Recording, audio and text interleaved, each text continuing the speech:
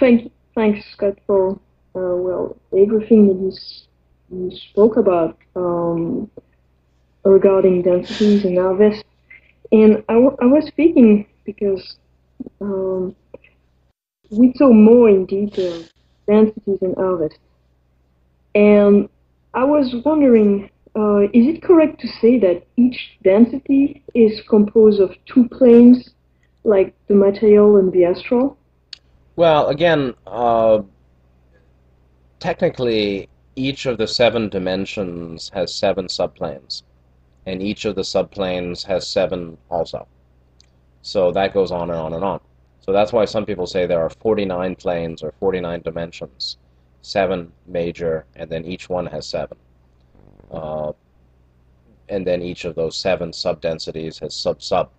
So that can be understood uh, in terms of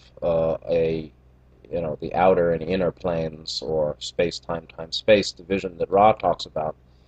So at the human level, for us here on Earth, in our metaphysics, we say that there's a physical plane or material, and then the astral, which is out of body or non-physical. Uh, that's actually just one way of dividing the seven subdensities of third density. The subplanes of third density are physical and then non-physical. So in my understanding, the first three subplanes of third density are what we experience in physical body. That's space-time, the physical or material.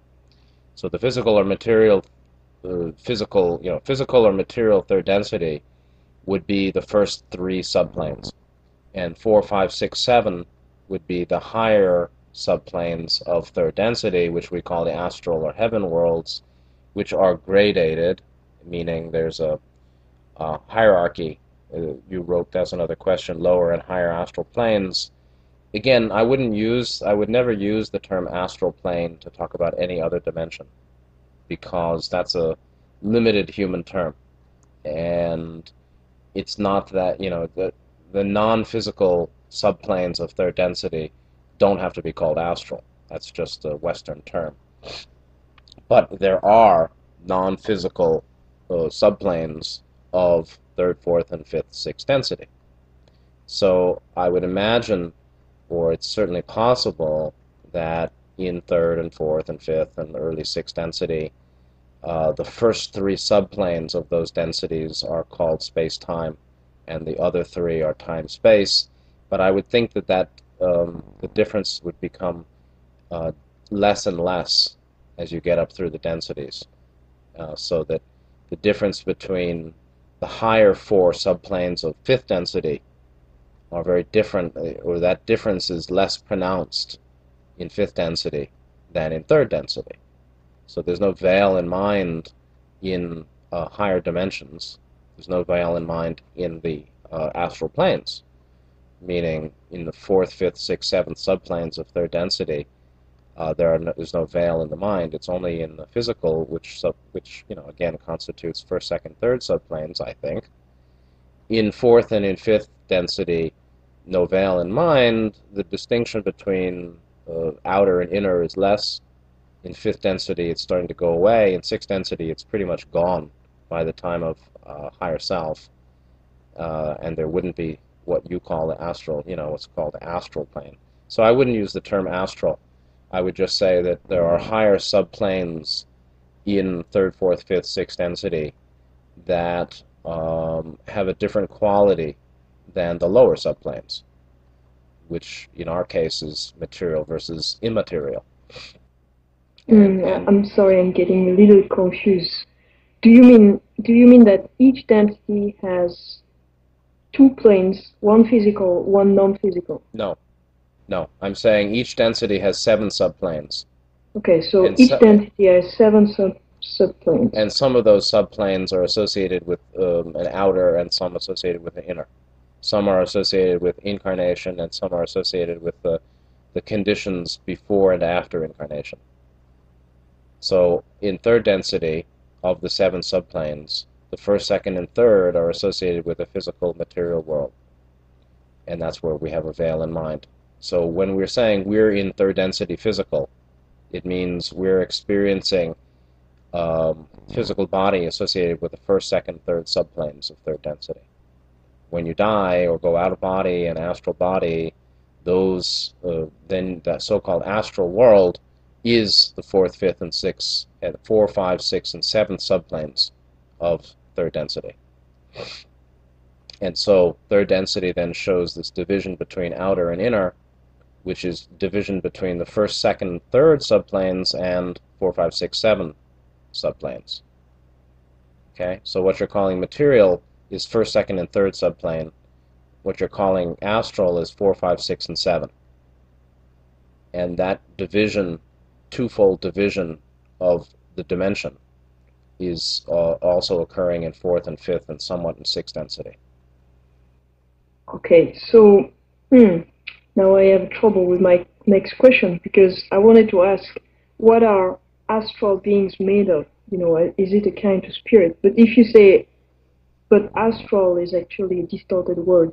So, Well, we can just say beings who inhabit the fourth and fifth and sixth and seventh subplanes of third density yeah, are made of so, what? They're made of subtle matter. They're made of third density matter, which we call astral matter. It's energy, but the physical body is energy. It's just not flesh. It's a body form that's not made of flesh and bone. It's not material. It's not associated with the physical elements. It's not associated with the mineral kingdom. It's not associated with plant, mineral, and animal. In terms of its form or substance. It's associated with energy. So if you want to call them astral beings, it's fine, but we have to understand that means beings who are dwelling in fourth, fifth, sixth, seventh subplanes of third density, which are time-space. So when we call them spirit, it's also a wrong appellation, a Well, wrong word. it's a vague, loose term. It's not. I mean, everything that's invisible, we can say is spirit. So this is the difference between rigorous metaphysics and casual spiritualism. Casual spiritualism or casual spirituality, which is basically not rigorous or not understanding the systematics of metaphysics, of multidimensional existence. Right? The systematics of the metaphysics means that there's a rigorous system of laws and positions and conditions and energy configurations that are sequential and progressive and very logical and systematic. That is multidimensional reality. Now that's advanced metaphysics. That's called advanced metaphysics on this planet. And New Age talking is very loose compared to that. So they say, oh, it's the spirit world. What's the spirit world? Well, in that view, which is loose, not rigorous, anything non-physical is spirit world. Well, that's fine. That's true. If you want to call everything that's immaterial or non-physical spirit, that's fine. But that doesn't really explain it too well. If you want to explain it very well, you have to get into the systematics of 7 dimensions, the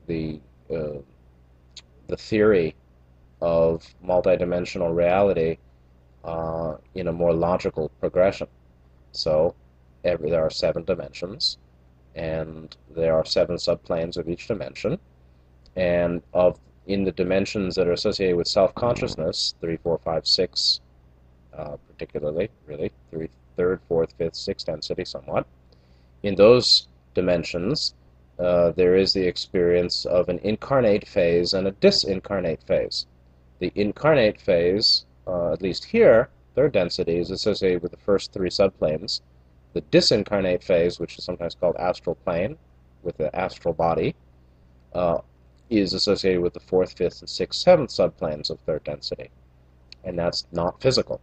Now, you just call it spirit, but that's fine, but that doesn't explain it because there's a difference between, 3.5 and 5.6. if you really want to know it, of course, there's a difference between, the mid-astral plane and the upper astral plane. There's a difference between higher, Atman being a unified self and the early levels of sixth density that are not quite that. So that's advanced metaphysics, that's systematic. And we can consider that too, and that's what we're doing now. But commonly, all of that's called spirit. So that's fine, it's just a very loose, vague term that doesn't explain much. That's all. Yes, yes. Thank you for refining um, refining my perception. Um, I have so many questions that start to rise. Well, I'm just gonna follow with the those I have wrote. Um, I was I was thinking. So these beings that are, well, not in the planes that we are living right now. So not in first, second, and third plane. Subplane. Third plane, yes. Yeah, Um, in the higher third dimensional planes, subplanes. so who do you think are these beings that are in fourth, fifth, sixth, seventh subplane? Do you think? I mean, who do you think they are? And um, do they have free will? Um, well, basically, um, any self-conscious being that is on the human line has free will. So the human line is different than the deva angelic line.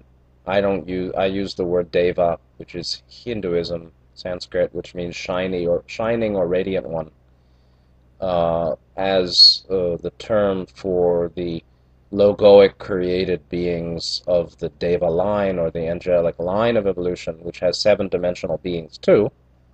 There are devas who are associated with plants and animals. There are devas associated with human and human soul. There are archangels or angelics that are associated with Atman or sixth dimension, and they're quite greater in their awareness than second density angels or devas. They also harvest, but their harvest is different and in group matter, and they don't have free will. But and they are on the astral plane also. So after death, there are many beings helping in the transition of a soul out of the physical or more to be dwelling stably in the astral body, in the astral realm, in the higher subplanes of third density. The humans have free will there too, and other beings who are in the higher subplanes of third density have free will too. The only ones that don't would be thought forms and the angelics. And there are all sorts of other things going on in the astral plane that are not quite ensouled beings. But that's just, there's a lot to say about the astral plane, and I'm not an expert on that either. But yes, sure, beings on the astral subplanes have free will, just like we have it here. And then there are higher beings on the higher astral subplanes that are actually associated with those higher dimensions. So 3.6 and 3.7, right, the highest of the astral planes, subplanes, or the astral planes, which are the non-physical subplanes of third density, there are beings there who are qualified to be in sixth and seventh density. And so there are ashrams, there are Buddha fields, there are temples of light, and communities of adepts and initiates on the upper levels of the astral plane. So there are fully enlightened beings, and there are guys, who are qualified to be in sixth and seventh density, who are resident to the upper astral plane. Now, of course, they have a free will. They have mind. They don't have a veil in mind. Normally, or generally, unless the person is caught in some kind of mental projection loop, some kind of projection of the unconscious conflicts that happens with some people who die. That's how ghosts are formed, or hell beings, beings in hell, or The hell realm and the hungry ghost realm, meaning ghosts and beings in a hell state, are also human, although not only human, but the humans that are in those two states, which are called states of woe in Buddhism, W-O-E, are also on the lower astral. They have free will, but they're suffering under karmic weight of their distorted mind that they developed in third density. So some of the people who are caught in anger, caught in paranoia, caught in greed, caught in lust, caught in self-hatred, caught in depressive self-pity, when they die, if they die in that state, those states of mind, or that the karma, the force of mental patterns, the streams in mind associated with those distortions of mind, if they are strong, then those persons basically are born into a hell realm or a state of ghost, hungry ghost. Those are associated with lower astral planes. Uh, there is no veil in mind, but they are in a kind of psychotic state, and they suffer a lot. So a lot of the humans who do a lot of harm to others will find themselves reborn in those states, and they'll have to clear through that before they even get to program for the next rebirth, which will include more suffering.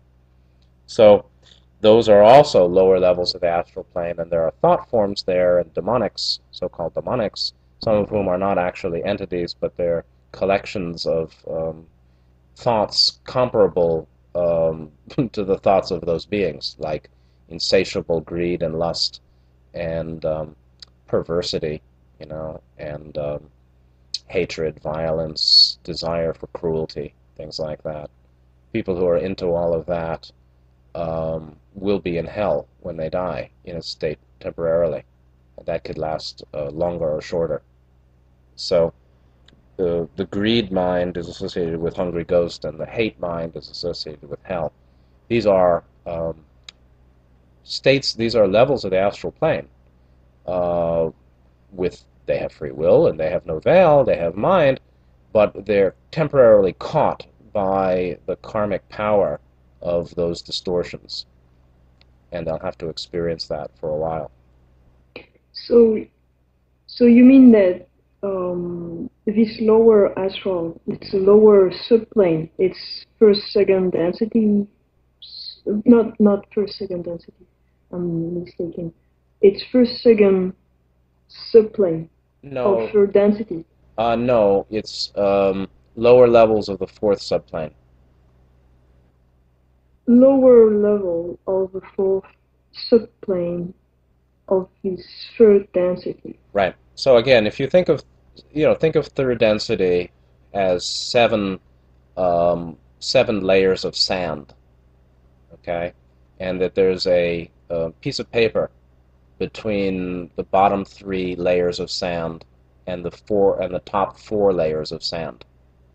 That uh, that piece of paper is akin to the veil in mind. It's also akin to the difference between space, time, and time, space. So the lower three, that people make sand designs in a Yeah. bottle, right? So basically, first you put in a layer of red, then you put in a layer of yellow, then you put in a layer of or a layer of orange, then a layer of yellow. So these three colors or horizontal lines of color are associated with space-time. And then you have a piece of paper, and then you have a horizontal layer of green, and then blue, and then indigo, and then violet, associated with the four higher subplanes of third density, which are the astral plane or astral and heaven worlds, which are non-physical or time-space. In the lower levels of the fourth, are the hell realms and the state of hungry ghost. Hungry ghost state is more associated with the physical. Hell realm is actually more of an imaginal situation. So, but So the those are lower levels of time space, 3D so time the space. higher the higher astral plane would be higher than fourth would be like five, six, seven. Yeah, 6, 7 particularly. Okay. I was speaking because you talk about people dying, so incarnated and not incarnated. When people are not incarnated, um, well, to your knowledge, from what you can know, do you think um, they go to these subplanes because they're not, unless they're harvestable, they will move to another density. But in between incarnation, where do you think um, souls go? Well, harvest is something that happens associated with planetary development. So harvest can be any time within the cycle of a dimension, like third dimensional life, 75,000 years. There can be an individual harvest at any time if the entity is capable of it, which means, Ross says, contact with intelligent infinity, which is really achieved only by the adept path or the initiate path or the yogi path. So people who are doing that, yogi, yoga work, adept work, initiate work, advanced spiritual training, may contact intelligent infinity, then they're harvestable anytime.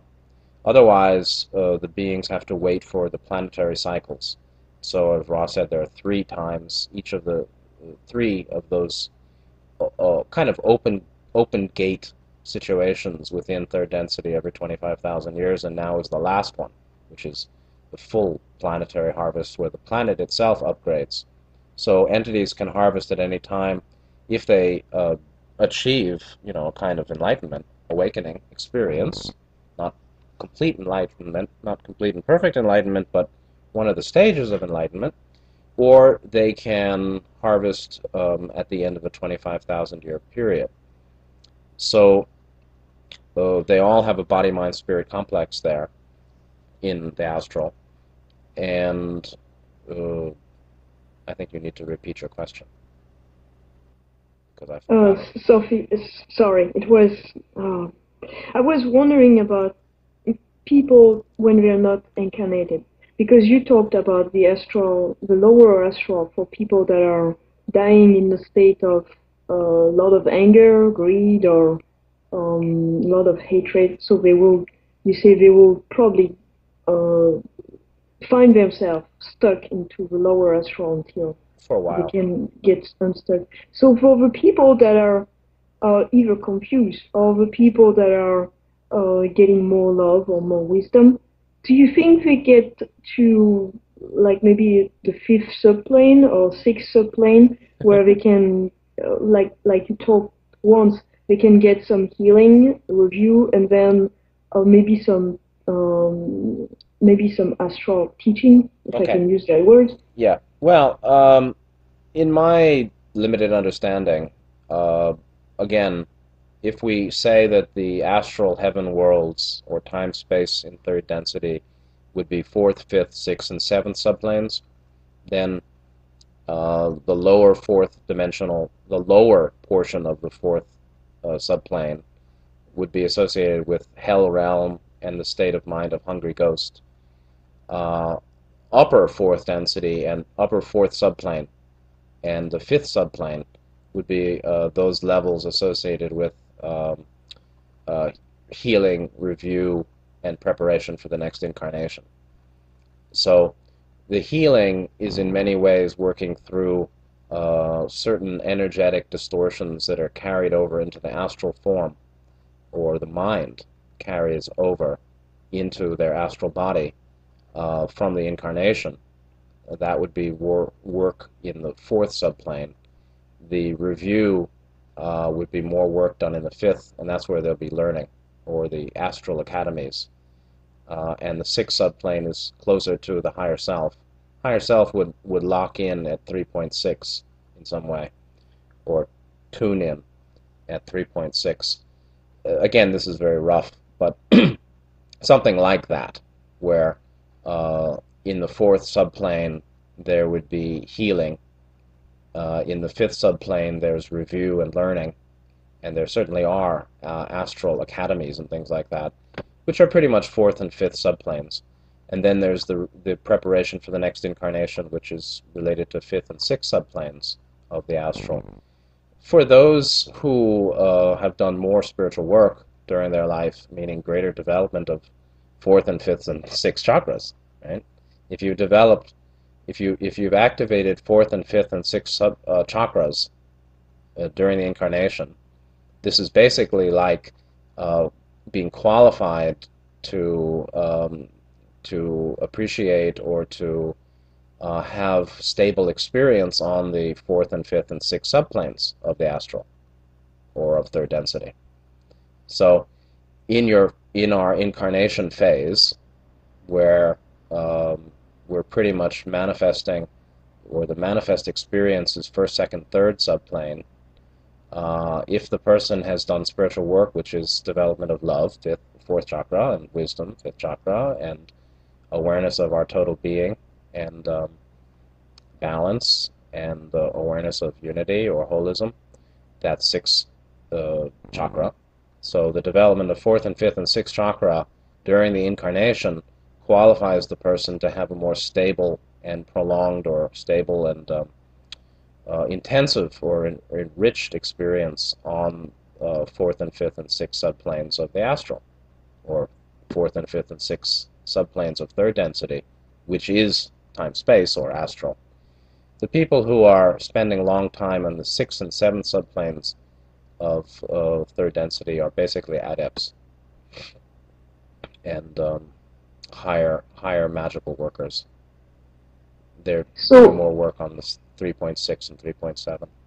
so the ability to go to higher subplane will be linked to people's ability to be stable in their chakra field, in a Yeah, way, in yes. their energy field. Well, everything's energy, but um, the development of fourth and fifth and sixth chakra during the incarnation um, allows, or is the capacity to have a stable, intensive experience on 3.4, 3.5, 3.6. Absolutely. So the more people develop love, the more they will be able to access to more love and more teachings, Abs- more wisdom. Absolutely. Absolutely. And so it's said that, a virtuous man need not fear death. So a person who's developed virtue has no need to fear death whatsoever. And actually, because there are many higher beings, there are many beings on the astral plane who are very attracted to and appreciative of the person who's developed fourth, fifth, and sixth chakras during the incarnation. So there are many inner plane masters and teachers who will be with us now, who are with us now, and will be with us on the astral if we've qualified ourselves by development of fourth, fifth, sixth chakra. So uh, there's the difference between non-magical and magical. Magical, non-magical is really development of love, wisdom, fourth and fifth chakra. Magical is really the development of sixth chakra, or 6, 7.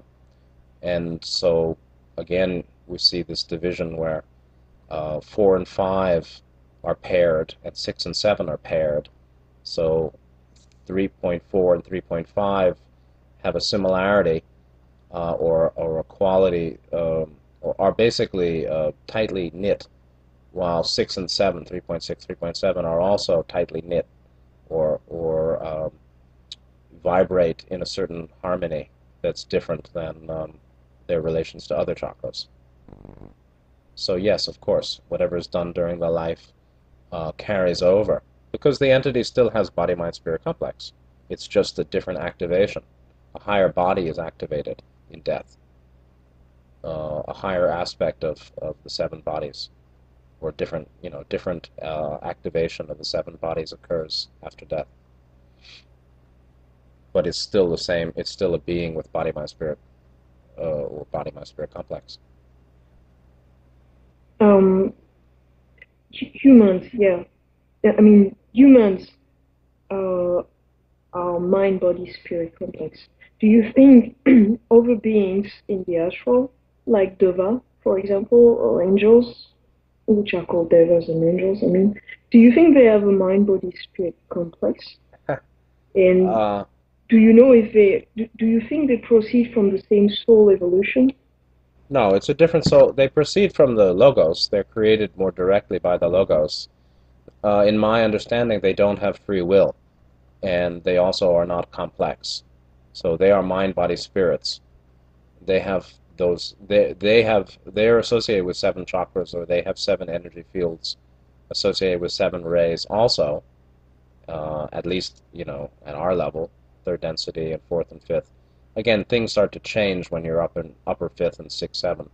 But the seven chakra situation persists pretty much through fifth density to six. And the devas have mind, body, spirit, as far as I know, but they're not considered mind, body, spirit complex because they don't have free will. They cannot sin. That's why the whole notion of fallen angels is a little technically dubious to me, because I don't think they could fall, but there are other entities that can be called fallen angels, like negative ET. They're not really angels, but they're fallen. They've made some some poor choices, but uh, they proceed from the logos, but it's considered a different line of evolution because they don't have free will. Therefore, they're not complex. When you say they don't have free will, I mean, to clarify my mind, it doesn't mean they're slaves. I mean, to the image I have, it's like it doesn't mean they're slaves. It means that it's from through them the logos can interact more directly. You Um, without having to follow the first law of the first law, maybe. you mean the first distortion being the law of free Yeah, will? it's like he's allowing himself to have beings to interact directly if he wants to change things right now, to just keep the things in tune. Um, yeah, well, the Deva line, the seven dimensions of the angelic hierarchy, which would have body, mind, spirit, through the dimensions where that's appropriate, uh, two through six, more or less. Uh, they don't have free will in the same way as Ross said. The crystallized healer has no will. Uh, Jesus was considered a crystallized healer with no will, means no personal willing outside of awareness of the plan or what's best in the situation. And uh, remember that the law of free will is the law of confusion. That those are synonymous. So free will equals confusion. The presence of free will is is a manifestation of confusion, and it's the means by which we move out of the confusion. So an entity who is living without confusion, or in this case, the crystallized healer, or the adept, or Buddha, or ourself, uh, doesn't their will or the will that they access is not associated with a personal self that makes choices. Their choices are choiceless, or their actions proceed not from personal choosing, but from some awareness of what's best. And the devas or angels are like that too. They're not slaves because nobody's forcing them, but they're programmed a certain way, and they fulfill certain functions. But it's said that they basically see cosmic design, or they see the ideal, and they seek to reproduce the ideal. So they see, they know what freedom from distortion is, and to the extent that they help humans as guides, they would be helping energetically or inspirationally or by certain activity to help the person help themselves to be free of confusion, to approach the ideal of non-distortion. So there's a different line of evolution. Without free will, in the same way that a fully enlightened being has no free will, they have no confusion. They see reality clearly and act appropriately based on their level, based on their particular sphere of perception associated with their dimensional level. So there are second density devas and sixth density devas. The capacity of each is different. The perceptions of each are different. Therefore, their work is different. They follow the plan. They see the ideal design, or what's ideal in a situation, and they seek to reproduce that by assistance of any type. So in a way, they are helping to have a structure for soul growth. Well, there is a structure for soul growth. It's called 7 dimensions, and that's cosmic plan. So soul evolution proceeds according to cosmic plan, which is the intrinsic structure of light, basically. These are intrinsic vibrational harmonics of light, of white light that breaks down into 7. So, yes, there's a hierarchical structure in the astral plane. There's a hierarchical nature to the human being, body, mind, spirit complex, because there are 7 bodies associated with the 7 chakras. And there are adjustments appropriate to the clearance or development of each of the chakras, which is the development of each of those energy fields associated with the chakras. Thank you. Well, after talking about all these things about astral planes, subplanes, I was thinking about, I had more question about density again. Do you think that each density will have a specific blockage in their respective opposite chakra? You know, like 5th density having to work more specifically with 3rd chakra. I know all chakra develop together, but I was wondering if each density would carry a specific chakra blockage, like a specific blind spot specific to that density. Well, it's very complicated, I would think. First of all, uh, beings harvest into higher dimensions uh, with by being qualified with the minimum necessary requirements. So Ra talked about 51% service to other as being the requirement for harvest into 4th density positive, meaning staying on the earth or entering the new age here. That 51% basically represents a certain access to intelligent infinity, or certain clearance of lower chakra blockage and a development of 4th, 5th, and 6th. So there's chakra clearing and there's chakra development. The second, it's said that the 1st, 2nd, 3rd chakras need to be cleared, but only a minimal amount of energy is needed to maintain them for 2nd and 3rd. But 4th, 5th, and 6th chakras can be developed quite maximally or to a larger extent. That it's not a matter of unblocking and maintaining just just a minimal level, but rather greater and greater development of 4, 5, 6 in balance. So the souls that go into 4th density positive are not of the same development exactly. They're all sufficiently developed to graduate, which is that 51% serves to other.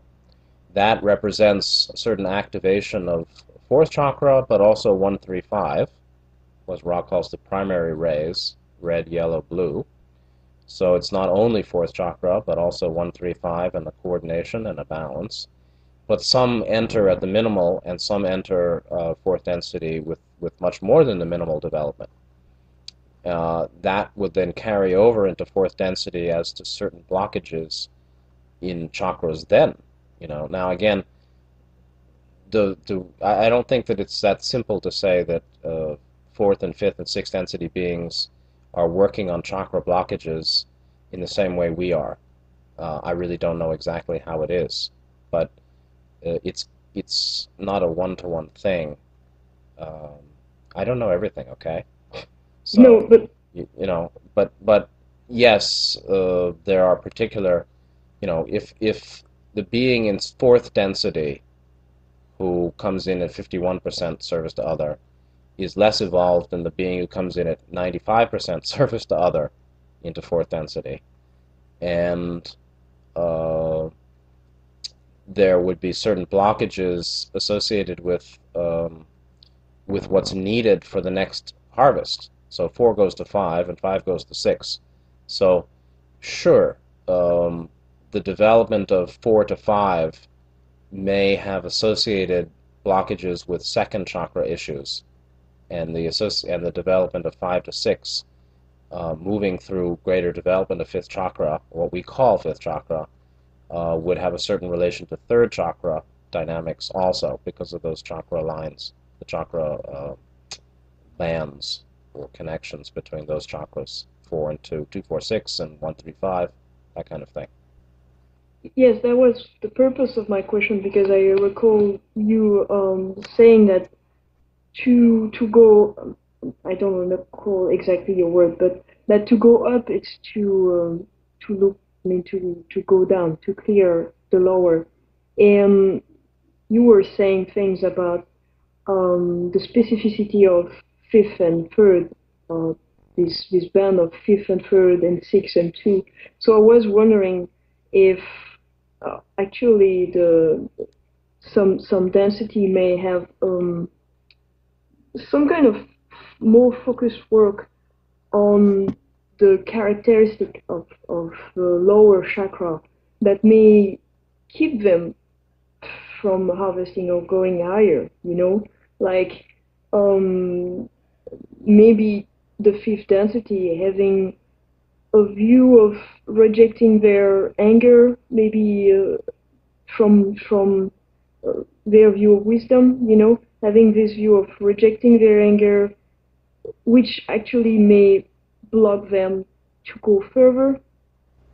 Well, I think you shouldn't apply the same conditions of mind that we find in third density to the conditions of mind associated with fourth, fifth, and sixth density. There's no veil there. So fifth density entities are not repressing their emotions, and fourth density entities are not rejecting wisdom. They just haven't developed wisdom sufficiently, and the fifth density entity is sort of leading with the mind, based in heart, but not rejecting anything. Uh, so there are, it's not that there's a particular blind spot for each higher density, but yes, as you're thinking, there are correlations between chakras, lower chakras that are on the same line, the same chakra line, as we've said, 1, 3, 5, 7, and 2, 4, 6, that come into play in fourth and fifth and sixth density.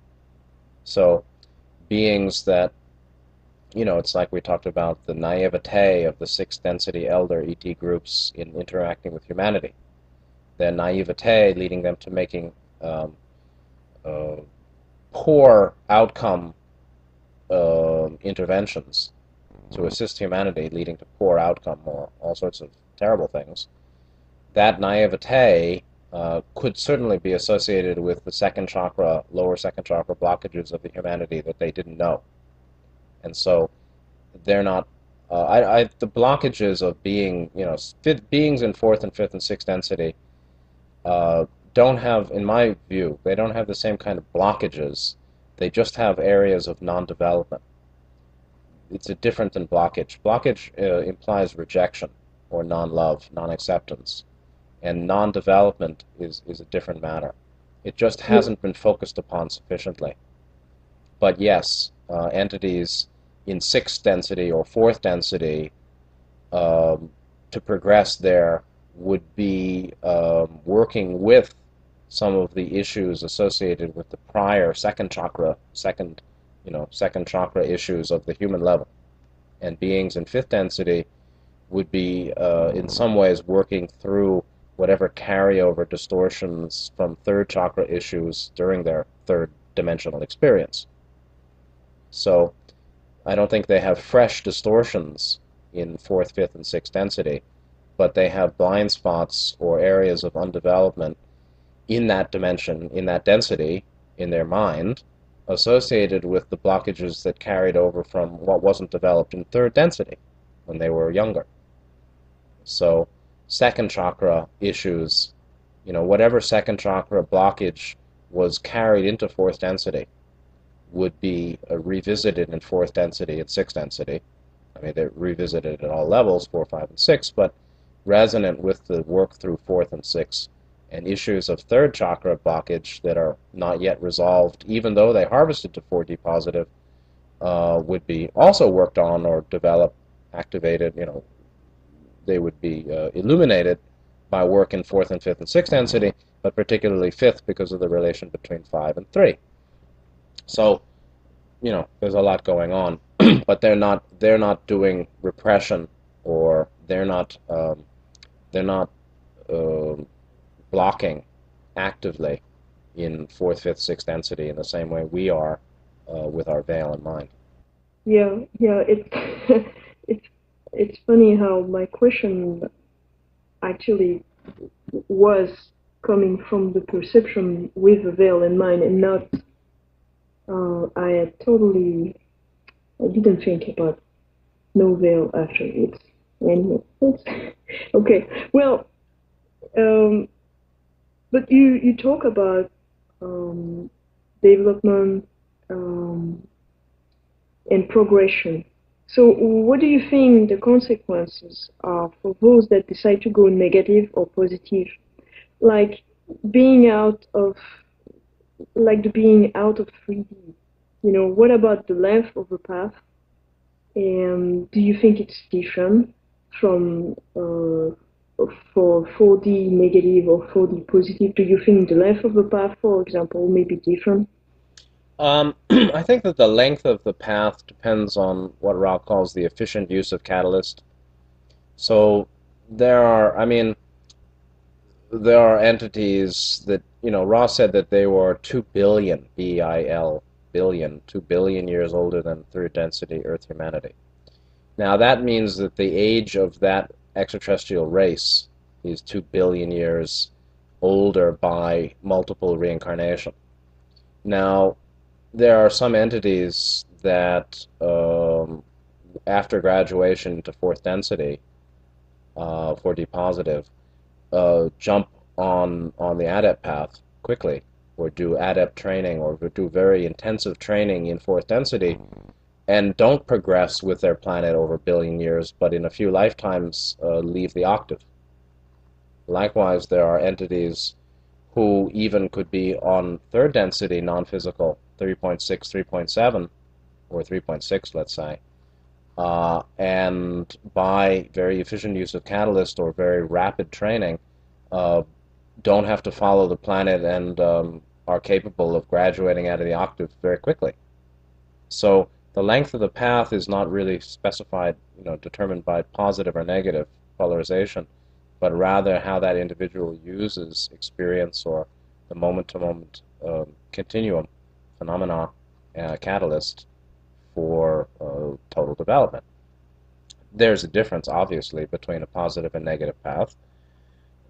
Yes, the negative path is much more painful, and it's harsh. It's it's progressing without freedom. It's a very limited freedom that they have, but that's the necessity of control. They're being controlled as part of their training to develop total absolute self-control, or control of mind, their own mind. It's different, but in terms of length, it depends on the entity. So again, there are some entities that very quickly can leave the octave if they do very advanced training from higher dimensions, positive. And there are negative entities that change path, actually, and go to 4D negative, and then somehow realize that you know, being being that way, being that way doesn't quite suit them, then they have to come back down and have third density experience, which is very unpleasant for them, and then they have to change path, and that takes a long time. So, but higher dimensional entities don't get stuck that much. They may progress slowly, but they're not stuck uh, because there's no veil, so they know what's going on. They're not fooling themselves in any way. Hmm. So, uh, yeah, the negative path is filled with pain, Yeah, it's a path of pain. path of pain. So it's much harsher than the positive path. Yeah, sure. We'll look at negative institutions, like military or corporation or something. It's dog eat dog. So that's the way it is in the negative groups too. Because I was asking that because I had a talk once with somebody who had some view that this harshness uh, was somehow making the being stronger or tougher, like being kind of better. It's a bit of a, I mean, it's maybe a strong distorted view, actually. So, but I was speaking my own view of positive and negative path on 4D would be that on 4D negative, it's like fight or die and always on survival mode. While on the positive path, it will be more like being in the park, enjoying more love, more friendship, having a lot of teachers available, and being able to grow as one wishes. Well, it's complicated. So Ross said that those on the negative path form an earlier attachment to the wisdom dimension. So the negative path, achieving harvestability on the negative path on Earth requires near complete blockage of second, third, and fourth chakras. So the qualities of open heart, open mind, which we call love, are voluntarily blocked. So compared to love wisdom, all they have is wisdom. Now it's the negative use of wisdom, and it's a limited wisdom or limited mind because they're blocking fourth chakra. So true mind is fourth and fifth unified. The true mind is heart mind, and the lower portion or the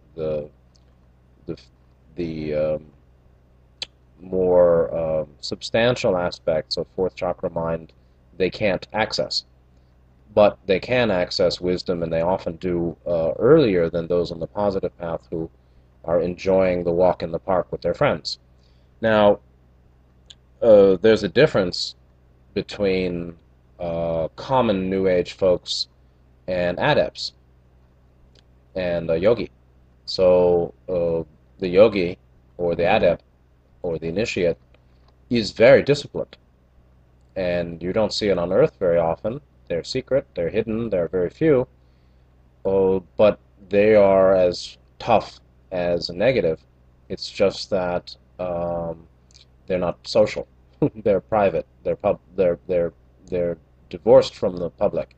They leave the world and do their practice. They're white magicians too, and they're disciplined and strong.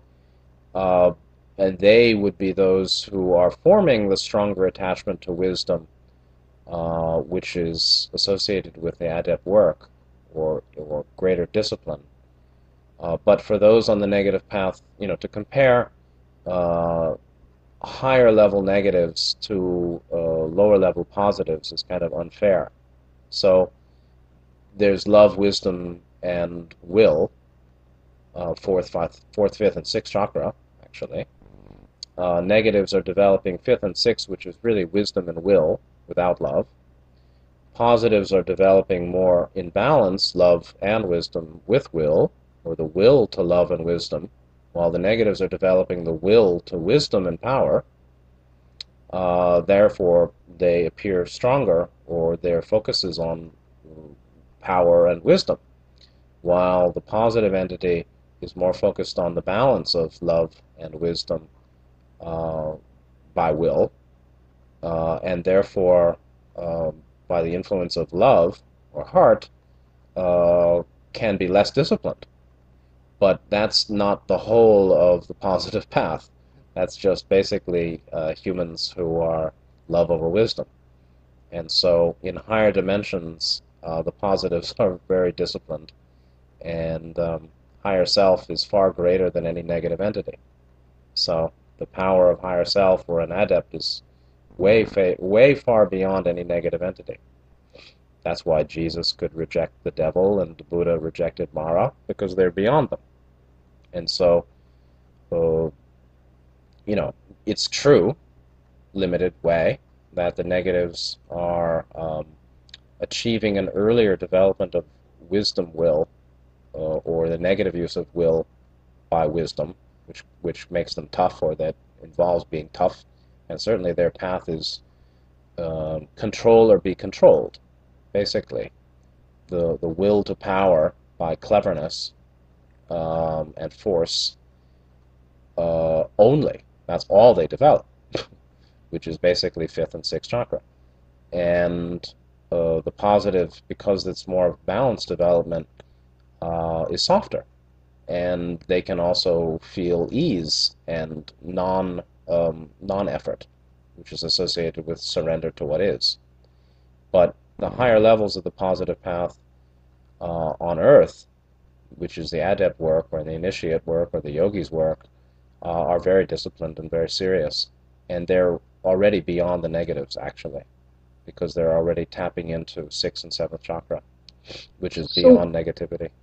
so we could say that the development on the positive path is more stable because it doesn't go around one chakra, it doesn't cut some energy. Because in a way, I would think that it's kind of puffing up. It's like making the appearance of being very strong and being strong, but it's not something that one being can maintain all the way Well, because they have to lose it to stop doing that at some point if they want to go to 6D and higher. you're putting things together. I mean, the development in third density that leads to fourth density negative is very different than the development in lower sixth that leads to progression into unity.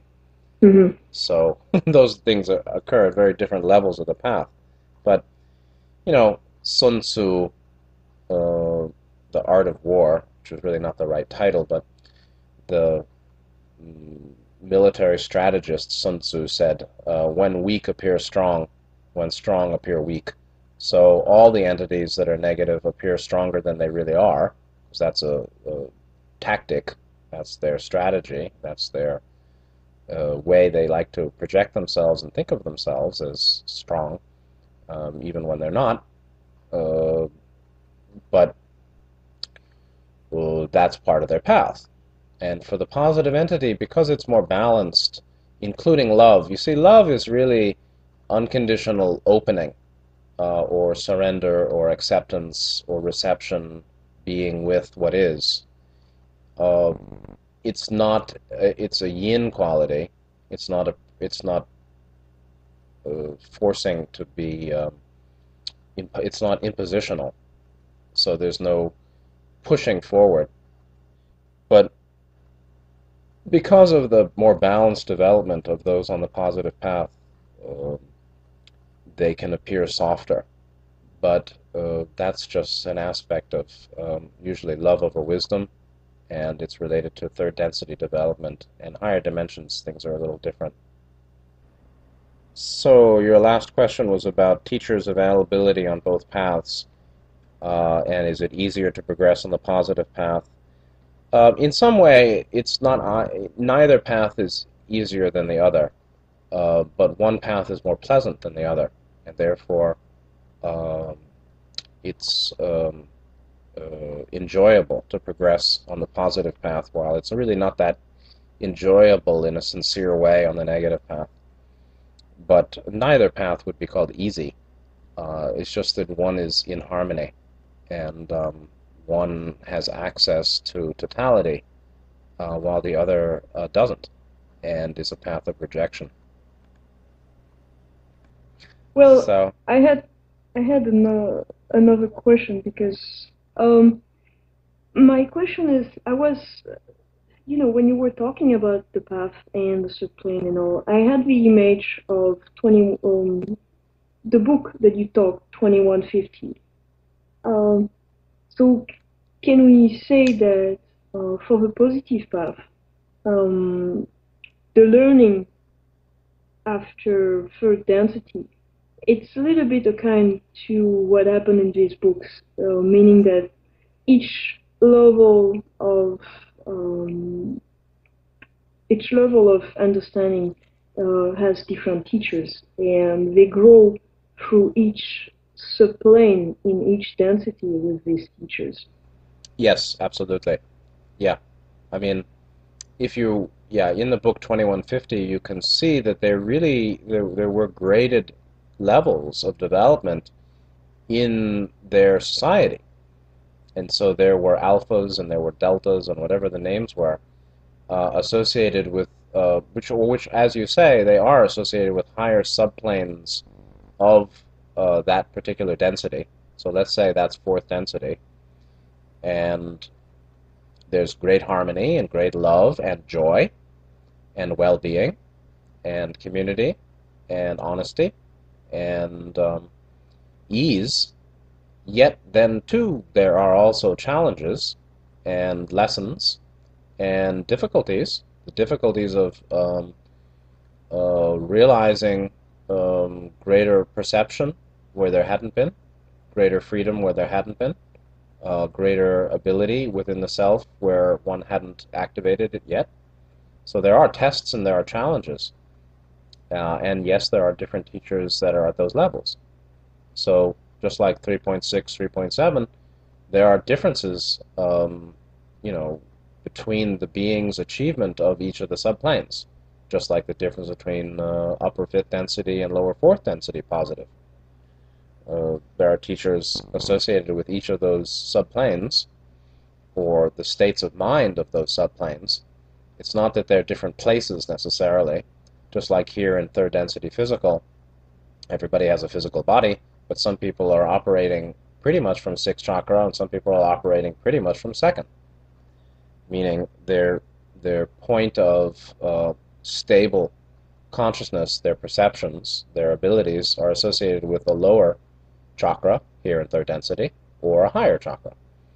So likewise in fourth and fifth and sixth density, there are beings of different achievement, and there are teachers of different achievement, and there are tests and challenges associated with progression from early fourth to late fourth, and early fifth to late fifth, and early sixth to late sixth, and all of that.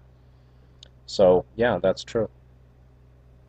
So we can say, we can assume that teachers like Nityananda, or the Buddha, Gautama Buddha, and many others, um, if we reach different level of subplanes and density, then we can access this teaching in these planes. Absolutely.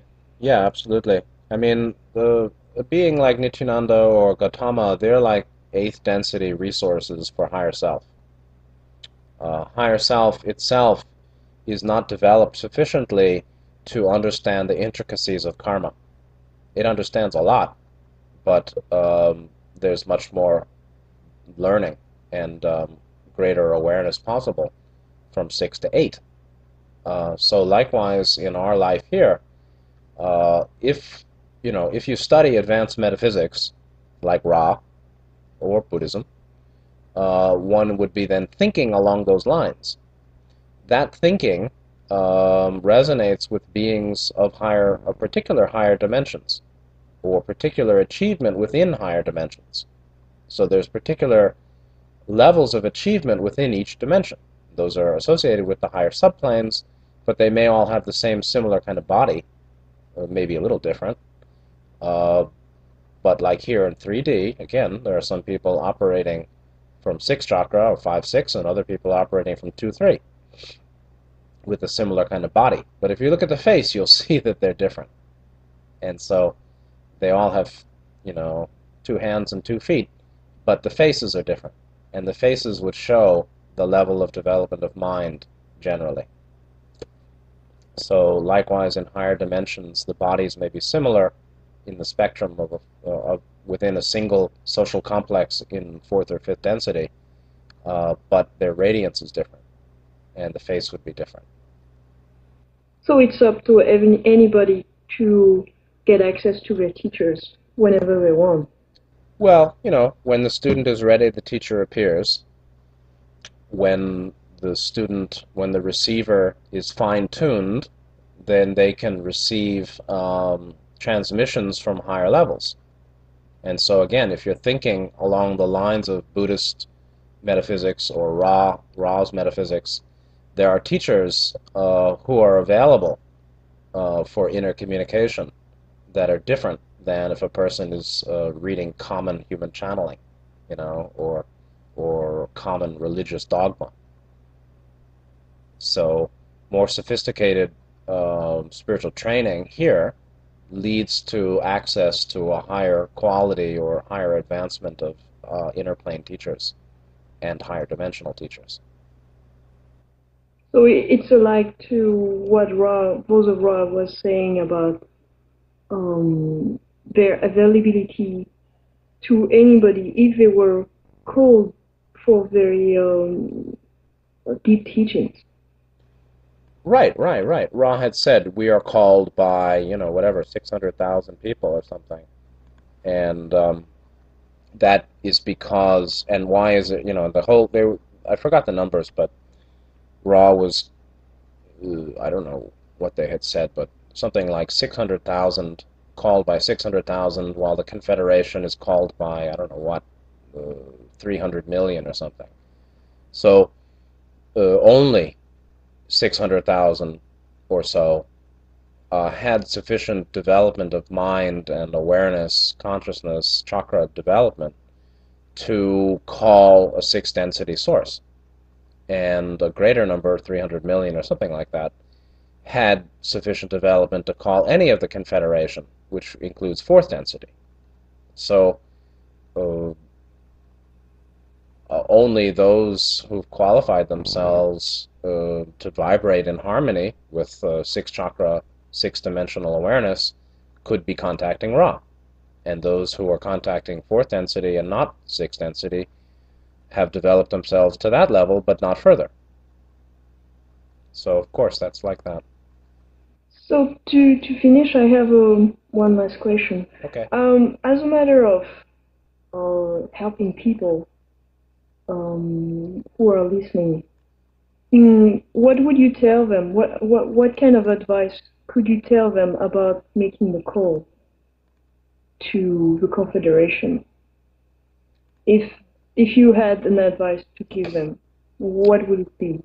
Well, I mean, you have to know why you're calling and what your intentions in the calling are.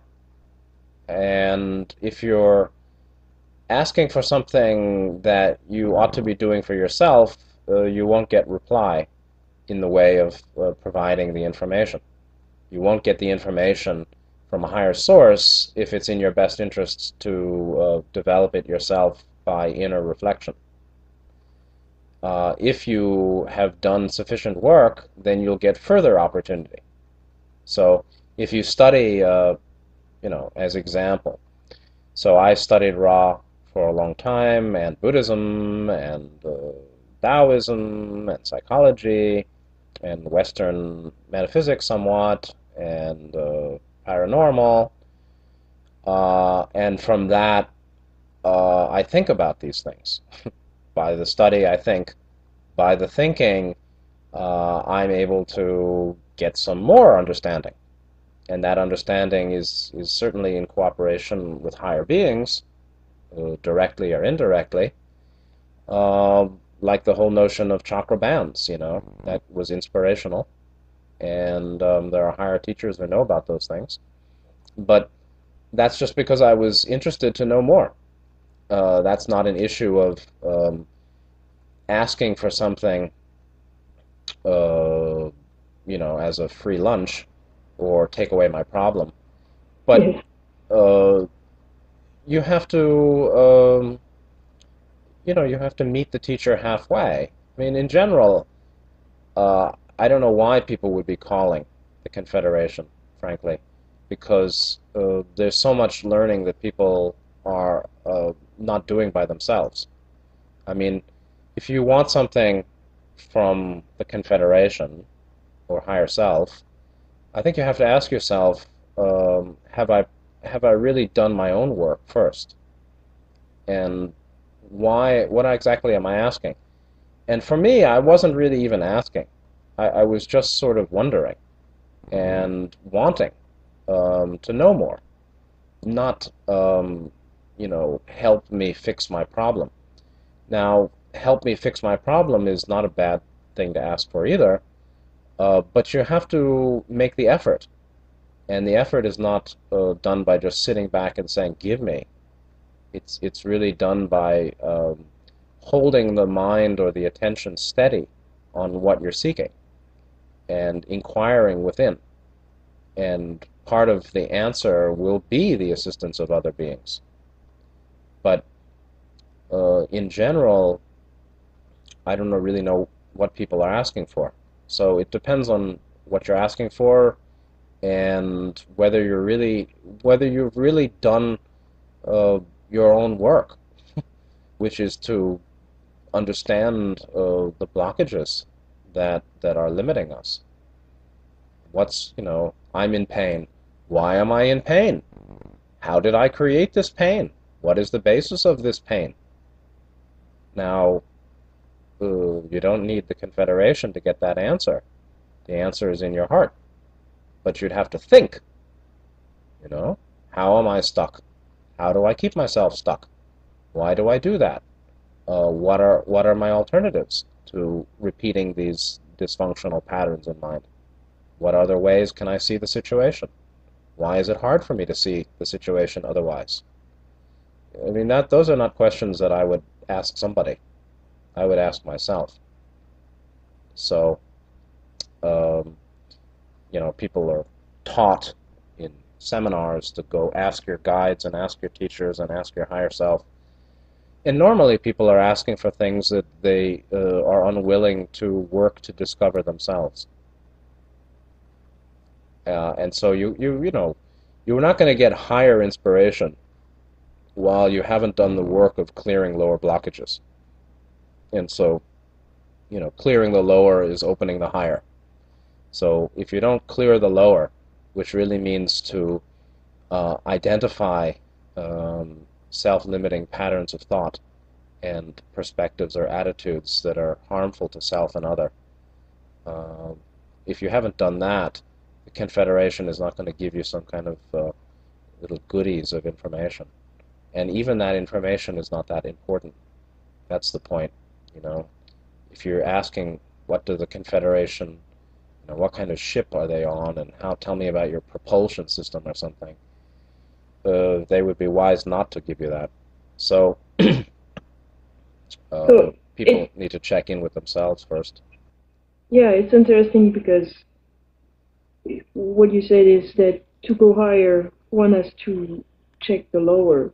So we are back to the lower part of ourselves to well, not part of ourselves, but lower chakra in the sense of checking ourselves before we can go higher.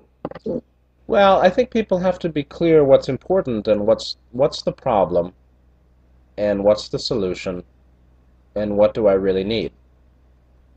Uh, there are a lot of people, we see it in different groups, even in our own groups, where people have some emotional blockages while they're curious about, paranormal phenomena, or they're focusing on strange things that are happening in the sky or UFO contacts while they're carrying a lot of anger or self-pity. or certain dysfunctional patterns, or selfishness, or manipulativeness, or dishonesty, not being willing to feel their true emotions, to cop to their anger or cop to their uh, selfish patterns or something. Meanwhile, they're looking for some kind of higher trinkets of information. This kind of thing won't get higher teachers on the line. Higher teachers are interested in higher developed students. They're not interested in people who don't make great effort. And the greater your effort, the greater the teacher's interest. And the less your interest, the less their interest. The less your effort, the less their interest. So the more we do for ourselves, the more help is available. So there's the paradox, the you'll get the more you work on yourself and don't need them, the more they'll give you. And the less you work on yourself and the more you're asking for some kind of boon or some kind of benefit or blessing or gift or special information, the less likely you'll get a higher teacher. Yeah, but maybe it's also related to the fact that, um, I mean, higher teachings can't uh, can't be handled by a mind that is not ready. That's very true. Absolutely. That's very true. If the mind, it's like, the cultivation of a garden. If you don't prepare the soil, seeds won't sprout. And if you throw seeds on rocky soil, like Jesus said, it's a waste of effort and the waste of the seed. So the ground of mind must be prepared by effort and self-reflection and a willingness to experience pain, the pain of the mind we have, not some outer pain, but the pain we're carrying. That needs to be allowed and understood and accepted and worked through by discipline of understanding, self-reflection, honesty. Then the mind is prepared for higher information. But information doesn't do healing.